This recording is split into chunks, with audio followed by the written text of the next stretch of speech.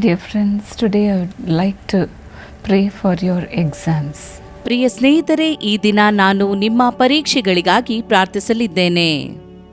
Wherever we go, people come for their children to be blessed in their examination. ನಾವು ಎಲ್ಲೇ ಹೋದರೂ ಹೆತ್ತವರು ತಮ್ಮ ಮಕ್ಕಳು ಪರೀಕ್ಷೆಗಳಲ್ಲಿ ಆಶೀರ್ವದಿಸಲ್ಪಡುವುದಕ್ಕಾಗಿ ಪ್ರಾರ್ಥಿಸಲು ಹೇಳುತ್ತಾರೆ. More than the students, the parents expect their children to be blessed with very good marks. ವಿದ್ಯಾರ್ಥಿಗಳಿಗಿಂತ ಹೆಚ್ಚಾಗಿ ಹೆತ್ತವರು ತಮ್ಮ ಮಕ್ಕಳು ಉತ್ತಮ ಫಲಿತಾಂಶದಿಂದ ಆಶೀರ್ವದಿಸಲ್ಪಡಬೇಕೆಂದು ಬಯಸುತ್ತಾರೆ.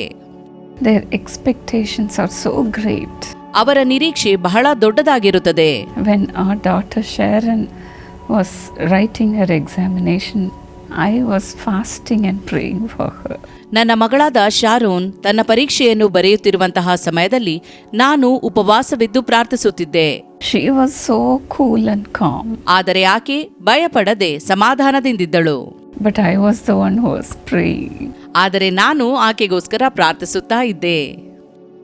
And so God graciously gave her good marks. ದೇವರು ಕೃಪಾಪೂರ್ಣನಾಗಿ ಆಕೆಗೆ ಉತ್ತಮವಾದ ಅಂಕಗಳನ್ನು ದಯಪಾಲಿಸಿದನು. Even today, may the Lord bless your children with high marks. ಇಂದು ಕೂಡ ನಿಮ್ಮ ಮಕ್ಕಳಿಗೆ ಉತ್ತಮವಾದ ಅಂಕಗಳು ದೊರೆಯಲಿ ಎಂದು ನಾನು ಪ್ರಾರ್ಥಿಸುತ್ತೇನೆ. When my son Sam was about to write his examination, ನನ್ನ ಮಗನಾದ ಸ್ಯಾಮ್ ಪರೀಕ್ಷೆಯನ್ನು ಬರೆಯುವುದಕ್ಕಿಂತ ಮುಂಚೆ I used to tell him he should score very high marks just to glorify the Lord. ನಾನು ಅವನಿಗೆ ಹೇಳುತ್ತಿದ್ದೆ, ನೀನು ದೇವರ ಮಹಿಮೆಗಾಗಿ ಬಹಳ ಹೆಚ್ಚು ಅಂಕಗಳನ್ನು ನೀನು ಗಳಿಸಬೇಕು ಎಂದು. Likewise, may the Lord honor your children. ಇದೇ ರೀತಿ ದೇವರು ನಿಮ್ಮ ಮಕ್ಕಳನ್ನು ಕೂಡ ಸನ್ಮಾನಿಸಲಿ. According to Ephesians 1:17. ಎಫೆಸ 1:17 ವಚನದಲ್ಲಿ ಬರೆದಂತೆ, May the spirit of wisdom come upon your children. ನಿಮ್ಮ ಮಕ್ಕಳ ಮೇಲೆ ತಿಳುವಳಿಕೆಯ ಆತ್ಮವು ಇಳಿದು ಬರಲಿ ಎಂದು ಬೇಡುತ್ತೇನೆ. Dear students who are watching, may the spirit of wisdom come upon you. ಇದನ್ನು ವೀಕ್ಷಿಸುತ್ತಿರುವ ಪ್ರಿಯ ವಿದ್ಯಾರ್ಥಿಗಳೇ, ತಿಳುವಳಿಕೆಯ ಆತ್ಮವು ನಿಮ್ಮ ಮೇಲೆ ಇಳಿದು ಬರಲಿ. Let me pray for you. ನಾನು ನಿಮಗೋಸ್ಕರ ಪ್ರಾರ್ಥಿಸುತ್ತೇನೆ. Loving Father, Lord, remember your children and bless them today. ಪ್ರೀತಿಯುಳ್ಳ ತಂದೆಯೇ, ನಿನ್ನ ಮಕ್ಕಳನ್ನು ನೆನಪಿಸಿಕೊಂಡು ಅವರನ್ನು ಆಶೀರ್ವದಿಸು. Let your wisdom, let your understanding power come upon your children, Lord. ನಿನ್ನ ಜ್ಞಾನವು ತಿಳುವಳಿಕೆಯು ನಿನ್ನ ಮಕ್ಕಳ ಮೇಲೆ ಬರಲಿ. Lord, let them present very well in their examinations. ಅವರು ತಮ್ಮ ಪರೀಕ್ಷೆಗಳಲ್ಲಿ ಉತ್ತಮವಾಗಿ ಬರೆಯುವಂತಾಗಲಿ. Give them the presence of mind. ಅವರಿಗೆ ಸಮಯ ಪ್ರಜ್ಞೆಯನ್ನು ದಯಪಾಲಿಸು. Lord, give them beautiful handwriting. ಸುಂದರವಾದ ಕೈಬರಹವನ್ನು ದಯಪಾಲಿಸು. Lord, let them have the memory power. ನೆನಪು ಶಕ್ತಿಯನ್ನು ಅವರಿಗೆ ದಯಪಾಲಿಸು. Let them not forget any answer, Lord. ಅವರು ಯಾವುದೇ ಉತ್ತರವನ್ನು ಮರೆತು ಬಿಡದಿರಲಿ. Father, appear before them in the examination hall and help them, Lord. ಪರೀಕ್ಷಾ ಕೊಠಡಿಯಲ್ಲಿ ಅವರೊಂದಿಗೆ ಇದ್ದುಕೊಂಡು ನೀನು ಅವರಿಗೆ ಸಹಾಯ ಮಾಡು ಎಂದು ಬೇಡುತ್ತೇನೆ. Let the spirit of wisdom be upon them in a tremendous measure. ಜ್ಞಾನದ ಆತ್ಮನು ಹೆಚ್ಚಾದ ರೀತಿಯಲ್ಲಿ ಅವರೊಂದಿಗಿದ್ದು ಅವರಿಗೆ ಸಹಾಯ ಮಾಡಲಿ.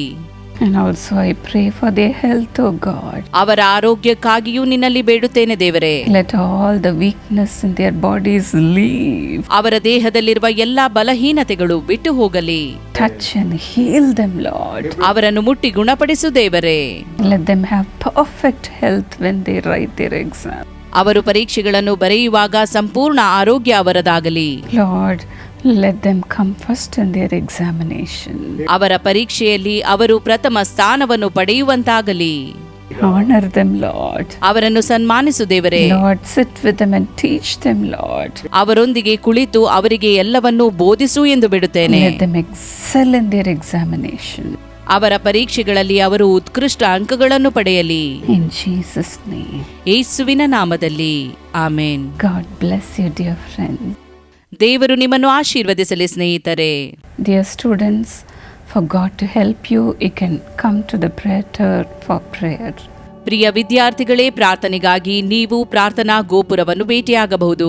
My husband has written a prayer and you can receive a prayer card and You can keep it in your notebook and pray every day before going for examination. ನನ್ನ ಗಂಡನು ಪ್ರಾರ್ಥಿಸಿರುವ ಪ್ರಾರ್ಥನಾ ಕಾರ್ಡನ್ನು ನೀವು ಪ್ರಾರ್ಥನಾ ಗೋಪುರದಿಂದ ಪಡೆದು ನಿಮ್ಮ ನೋಟ್ ಪುಸ್ತಕದಲ್ಲಿಟ್ಟು ಪರೀಕ್ಷೆಗೆ ಹೋಗುವ ಮುನ್ನ ಅದನ್ನು ಓದಿ ಪ್ರಾರ್ಥಿಸಬಹುದು.